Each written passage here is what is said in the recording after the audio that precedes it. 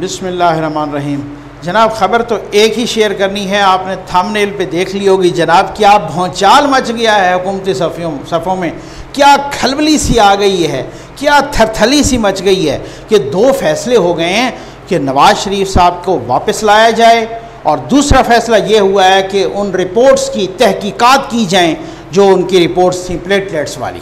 ठीक है, इन सवालात को हम जो है ना एड्रेस करेंगे और इन सवालात का हम जवाब लेंगे। ये यानी इस इशू के हर पहलू को डिस्कस करेंगे। उससे पहले जनाब मैं ये कह दूं कि जल्दी से आप चैनल सब्सक्राइब कर लें जिसने अभी तक सब्सक्राइब नहीं किया। मेरे बाकी जो सोशल मीडिया अकाउंट्स हैं, ट्विटर, फेसबुक, इंस्टा, सब यहाँ पे ये आपके सामने हैं जनाब। ज़फ़र नकवी ZN के नाम से हैं सारे अकाउंट्स। आपकी मोहब्बतों का, एतमाद का बहुत बहुत शुक्रिया।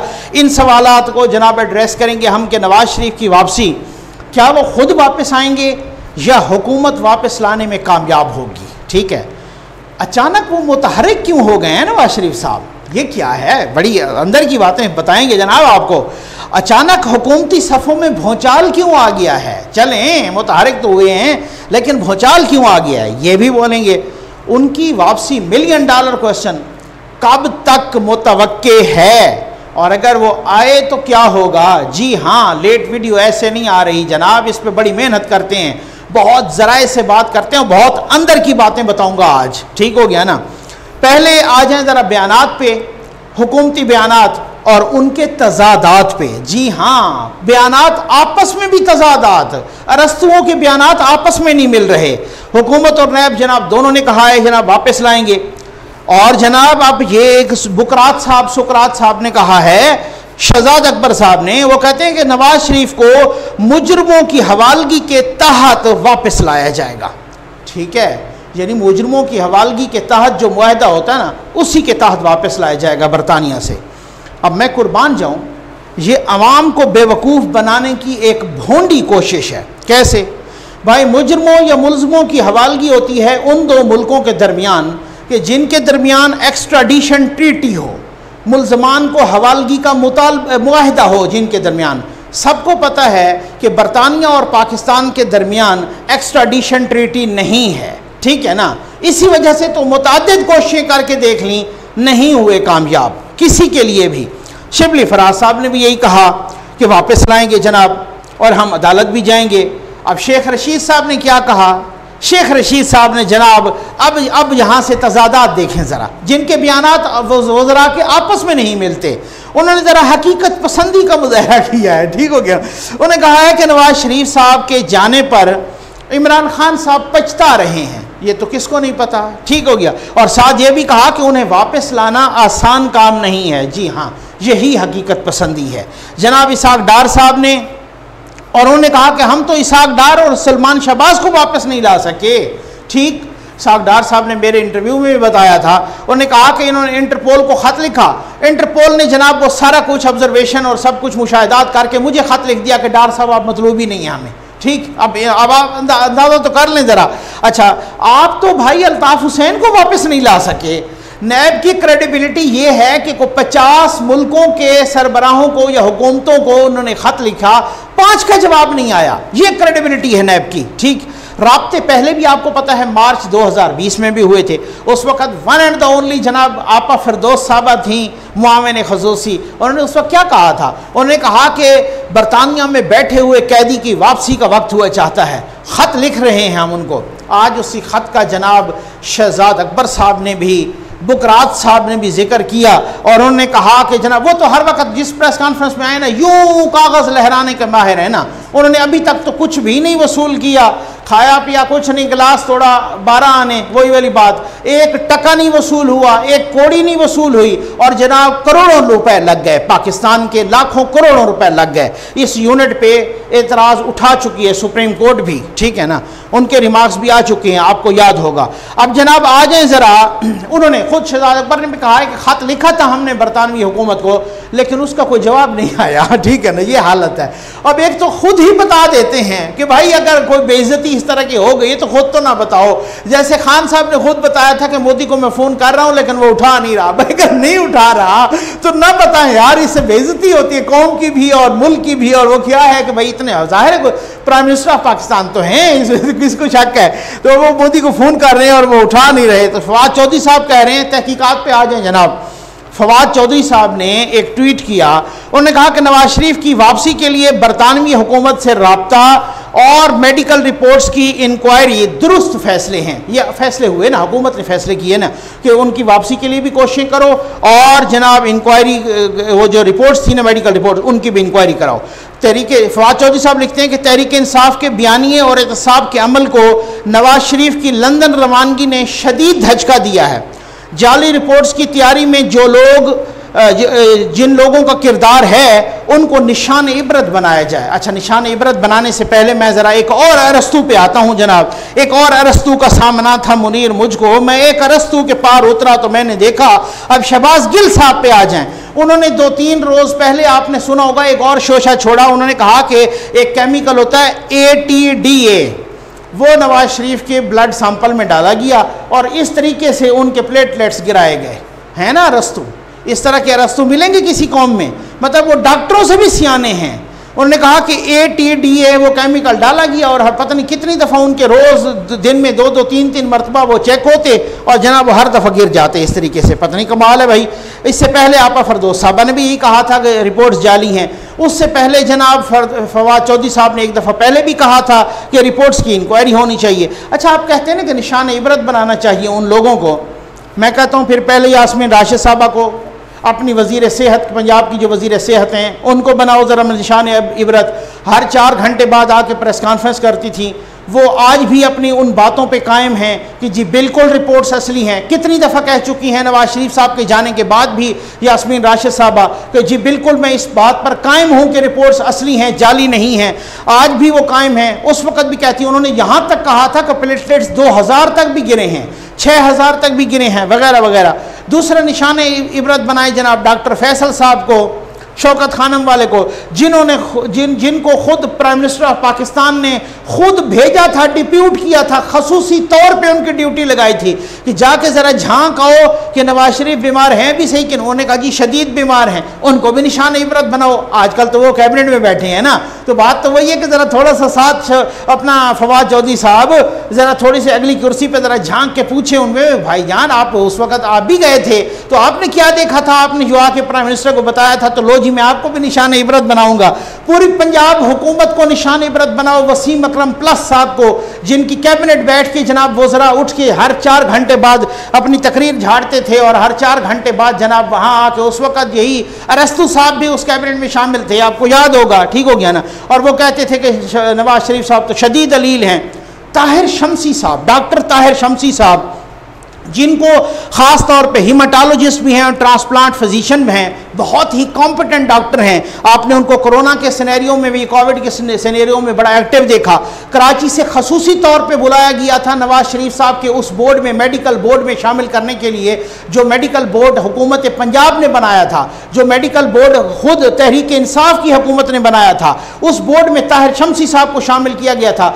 डॉक्टर ताहिर शमसी साहब ने चंद रोज़ पहले मीडिया से गुफ्तगू करते हुए क्या कहा? उन्होंने कहा कि जिसे शक है सुप्रीम कोर्ट में मेरा सामना करे, जिसे शक है नवाज शरीफ की रिपोर्ट्स जाली थी वो आए और सुप्रीम कोर्ट में मेरा सामना करे। उन्होंने कहा कि मीडिया और सोशल मीडिया पर बातें करने से कुछ नहीं होगा, आप आओ सुप्रीम कोर्ट आ जाएं, दूध का दूध पानी का पानी हो जाएगा। तो भाई जाइए ना, आप जरा चैलेंज कबूल कीजिए ना उनका। उन्होंने तो चैलेंज किया है कि जिसे शक है ना कि नवाज शरीफ की रिपोर्ट्स जाली हैं वो आए मेरे सुप्रीम कोर्ट में सामना करें। ये कभी नहीं जाएंगे भाई, ये चैलेंज कबूल क्यों नहीं करते? अपना कुछ अर्सा पहले इसहाक डार साहब ने मुझे इंटरव्यू करते हुए देते हुए एक जो है ना एक वो कहा था कि मैं भी चैलेंज करता हूँ कि इकॉनमी पे आएँ, ये सारे बैठ जाएं, मैं अकेला बैठूंगा और मैं बताऊंगा कि मैं मनाजरा करता हूँ इनके साथ। तो वो आपने वो चैलेंज भी अभी तक कबूल नहीं किया। अब उसके बाद जो है ना जनाब अचानक हुकूमती ये आ जाएं, अब आ जाएं कि हुकूमती सफ़ों में अचानक भौचाल क्यों आया? जी हाँ, ये तो बहुत बड़ा क्वेश्चन है ना। इधर से मरियम नवाज साहब मुतहर्रिक हो गई, उधर से नवाज शरीफ साहब मुतहर्रिक हो गए। उनकी सिर्फ तस्वीर नहीं आई, ये देखा ना आपने, मरियम नवाज साहब आई जनाब नैब में, वो हल्ला गुल्ला जनाब, वो सारा कुछ हुआ। फिर उसके बाद एक धुआंधार प्रेस कॉन्फ्रेंस हो गई जनाब, वो प्रेस कॉन्फ्रेंस भी बड़ी समझदारी वाली लोग कह रहे हैं प्रेस कॉन्फ्रेंस थी। उधर से जनाब नवाज शरीफ साहब मुतहर्रिक हो गए, उनकी तस्वीरें भी आने लगी। सिर्फ तस्वीरें नहीं आने लगी, मौलाना फजल रहमान साहब से भी उनका रब्ता हुआ, इसी के साथ बिलावल साहब से भी उनका रब्ता हुआ। ये तो जनाब अब जैसे ही ये रब्ते हुए और जैसे ही मरियम नवाज साहब और नवाज शरीफ साहब मुतहर्रिक हुए, अब इधर से खलबली मच गई। उन्होंने कहा हाय हाय हाय ये डील की खिलाफ वर्जी हो गई है। अब असल में मसला ये है कि ये डील हुई थी हुकूमत के साथ, तो हुई नहीं थी जनाब, ये डील हुई थी कंट्रोल टावर के साथ। अब हुकूमत ने कंट्रोल टावर को ज़रा कह रहे हैं कि शिकवा किया कि भाई ये तो तय ये पाया था, ये तो चुप रहेंगे, अब ये तो मुतहर्रिक हो गए। ठीक हो गया। अब ये भी बड़ी अजीब व गरीब बात है, क्या सितम ज़रीफ़ी है कि जो उनके पूरे 5 सालों में टिके नहीं, टिक के बैठे नहीं और उनको सुकून का सुख का सांस नहीं लेने दिया, 24/7 मुतहर्रिक रहे। जो कहते थे आज मैं फलां शहर बंद करूंगा, परसों में वो शहर बंद कर दूंगा, तरसों में लाहौर बंद करूंगा, परसों में कराची बंद करूंगा, कल मैं इस्लामाबाद बंद करूंगा और फलां तरीक को पूरा पाकिस्तान बंद करूंगा। सारा कुछ 5 सालों में इतने मुतहर्रिक रहे। अब उनके दौर में अगर कोई 2 दिन भी मुतहर्रिक होता है तो उनकी खलबली मच जाती है। अब जनाब कंट्रोल टावर के साथ वो वाली ये मैंने आपको कहा था ना, मैं बड़ी अंदर की बातें आपको बताऊंगा। जी हाँ, जरा इसे जो हासिल करते हैं ना, कंट्रोल टावर की नून लीग के साथ वो वाली टेंशन तो है कोई नहीं। अगर वो खुल के फेवर भी नहीं कर रहे तो वो मुखालफत भी नहीं कर रहे। ठीक हो भाई, बहुत सारी वजूहत होती हैं ना, आप कुछ नहीं कर पाए ना, आप कुछ नहीं कर पाए, इस वजह से उन्होंने कहा कि ऐलान तान हम पे आ रही है, हमने आपको सारी फेवर दी है। दूसरी बात यह है कि वहाँ भी आपको पता है कि वो पंजाब की बहुत बड़ी पोलिटिकल फोर्स है, उनके साथ भी। तीसरी बात यह है अंदर की बात कि जनाब मरियम नवाज साहब ने वो जो ट्रेलर दिया था वीडियो वाला, कौन सा वाला वीडियो, जज साहब वाला, अरशद मलिक साहब जो कोई फारिग हो गए हैं, उन्होंने खुद अपने इंटरव्यूज़ में भी कहा है कि जी हाँ मेरे पास 2-3 वीडियोज़ और हैं।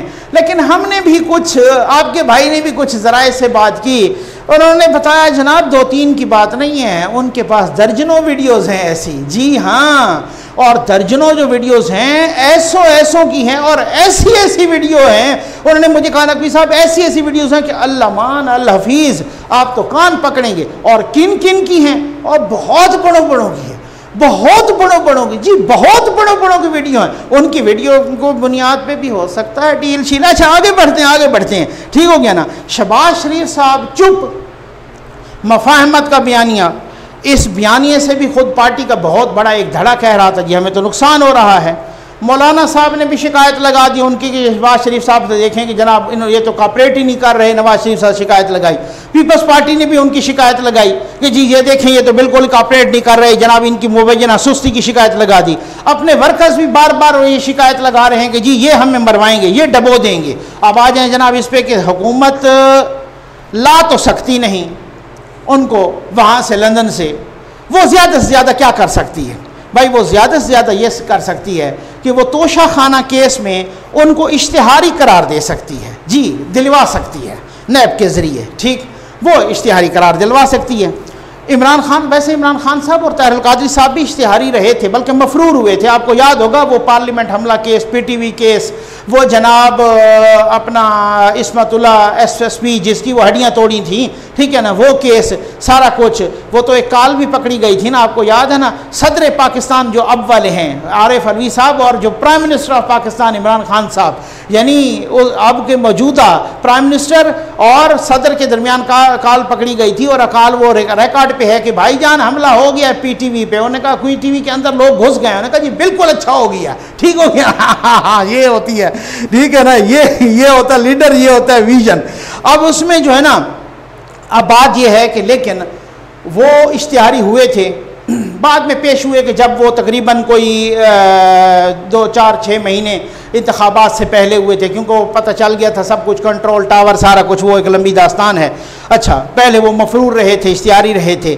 लेकिन अगर मियाँ साहब इश्तिहारी होते हैं तो चूंकि नून लीग तो इतनी ना तो प्रोपेगेंडा स्पेशलिस्ट थी, सीधी सी बात है, उनका सोशल मीडिया सेल उतना उस वक्त ज़्यादा एक्टिव नहीं था, और मैं समझता हूँ कि अब भी उनके मुकाबले में नहीं हो, शायद ठीक हो गया ना, शायद ना हो, लेकिन वो उस वक्त जो है ना इतना वो इश्तिहारी कुछ भी नहीं, वो इश्तिहारी थे, लेकिन इनकी हुकूमत थी, ये पकड़ भी नहीं सकते थे। आपको पता है क्यों नहीं पकड़ सकते थे? कंट्रोल टावर से ही इतना टेंशन चल रही थी, इस वजह से। अब उसके बाद जनाब इसी वजह से कि अब वो इश्तिहारी अगर हो जाते हैं तो कुछ भी हो ना हो, ये खैर से ढोल तो बड़ा पीटेंगे, फिर ये प्रोपेगेंडा करेंगे, रोज़ इश्तिहार लगा के जनाब सोशल मीडिया पे, जनाब मीडिया पे भी, और इस तरीके से आप वो आपको पता है ना, वो फिर इन चीज़ों से फिर बंदा बदनाम तो होता है ना, तो ये तो इश्तिहारी करार दिलवा सकते हैं, ये हो सकता है तोशाखाना केस में। लेकिन उन्होंने भी बड़ी समझदारी की का मुजाहरा किया, उन्होंने जो ये इश्तिहारी के ख़िलाफ़ वो दरख्वास्त दी हुई थी ना, वो अपनी वापस ली। अब उन्होंने जनाब अपील लग गई है, नवाज शरीफ साहब की इस्लामाबाद हाई कोर्ट में अपील लग गई है अल अजीज़िया की सज़ा के ख़िलाफ़, और उसकी समाअत है 1 सितंबर से। ये बड़ी एक बहुत सारी एक बम्बास्टिक डेवलपमेंट है, ठीक हो गया ना। अब उनकी एक सज़ा एक केस में एवन फील्ड में ऑलरेडी सस्पेंडेड है, तो वो सज़ा सस्पेंडेड है, ठीक है ना, जिसमें मरियम नवाज साहब भी शामिल थी और कैप्टन सफदर साहब भी शामिल थे, ठीक, और नवाज शरीफ साहब, वो सज़ा सस्पेंड हुई है और अभी तक पड़ी है। अब ये दूसरी सज़ा, अगर वो सस्पेंशन का भी साथ दरख्वास्त दे देते हैं, या वो सस्पेंड हो जाती है या उसमें बरियत हो जाती है, उसके बाद नवाज शरीफ पर केस कोई नहीं रहेगा, सिर्फ वो तोशा खाना वाला होगा, उसमें तो आके उन्होंने बेल करवा देनी है।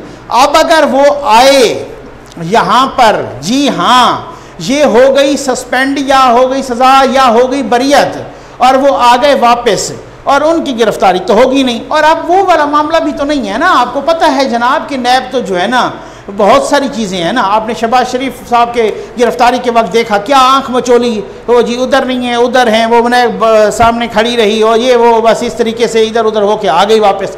मरियम नवाज साहबा की पेशी के वक्त क्या हुआ, ठीक समझ आ गई ना आपको ना, ठीक। इसी तरीके से जब ये वो वाला इशू तो नहीं है ना कि जब वो 13 जुलाई को आए थे और जिस तरीके से वो सारे हालात थे, अब वो वाले हालात तो नहीं है कि जी किस तरीके से उनको गिरफ्तार, अब उनको करेंगे नायब को कहें कि जी गिरफ्तार, वो चल तो पड़ते हैं क्योंकि उनकी भी अपनी मजबूरी है बेचारों की, उनकी भी वीडियोज़ हैं, ठीक है ना। लेकिन वो जनाब बजाय जुनूब के शुमाल की तरफ निकल पड़ते हैं, वो उधर निकल पड़ते हैं, तो बातें यही होती हैं ना जनाब। अब वो आते हैं तो क्या होता है और वो कब आते हैं, वो फेवरेबल हालात को, ये मैंने अंदर की खबर मालूम की है कि ये सज़ा अगर सस्पेंड हो गई अजीज़िया वाली, अल अजीज़िया, या इसमें बरियत मिल गई, और जनाब वो तो ऑलरेडी सस्पेंडेड है, नवाज शरीफ साहब फिर देर नहीं करेंगे आने में। और अगर उन्होंने देर ना की तो फिर वो बात तो वही है ना कि जिस तरीके से वो कह रहे हैं कि जनाब इमरान खान साहब तो पछता रहे हैं, तो जैसे पहले तो कहे कि जनाब ले चला जान मेरी रूठ के जाना तेरा, अब कहीं आना तेरा भी कहीं जान न ले जाए, या कहीं बड़ी खलबली तो मच गई है कि जनाब ये तो ये मुआहदा हुआ था कि चुप रहेंगे, अब तो चुप टूट गई है और जनाब मुतहरक हो गए हैं। और जनाब शहबाज शरीफ साहब का बयानिया तो पीछे चला गया है जो उनको सूट करता था, और दूसरा बयानिया जो जारहाना है। वैसे हुकूमत ये चाह रही थी कि जारहाना बयानिया आए क्योंकि हमें नुकसान है, हमें इससे फ़ायदा है, वो कह रहे थे इनके जारहाना बयानिए से फ़ायदा है, लेकिन उन्होंने भी बड़ी जनाब गेम खेली है। और वो गेम ये है कि उस जारहाना बयानिए से हदफ तनकीद बनाने से कंट्रोल टावर को निकाल दिया है। अब वो सिर्फ हदफ तनकीद बना रहे हैं हुकूमत को, कंट्रोल टावर को वो कुछ नहीं कह रहे। इसमें बहुत सारी डेवलपमेंट्स होंगी। मुहर्रम उल हराम के बाद 1 सितंबर को नवाज शरीफ की अपील लगनी है, उस वो अपील फैसला करेगी कि क्या होना है, उन्होंने कब आना है, और जनाब उसके बाद उसकी APC की अगर तारीख भी तय हो जाती है, उस APC में अगर मरियम नवाज साहबा भी तशरीफ़ ले आती हैं तो फिर आप देखिएगा बहुत एक नया टर्न लेगी पॉलिटिक्स, एक सियासत बहुत ही एक नया मोड़ लेगी, एक भौचाल आएगा, एक बहुत ही एक तहरीक बनेगी। इसमें पता चलेगा क्या होता है, आपके साथ ज़रूर शेयर करेंगे। उम्मीद है आपको वीडियो पसंद आई होगी। आपका बहुत बहुत शुक्रिया।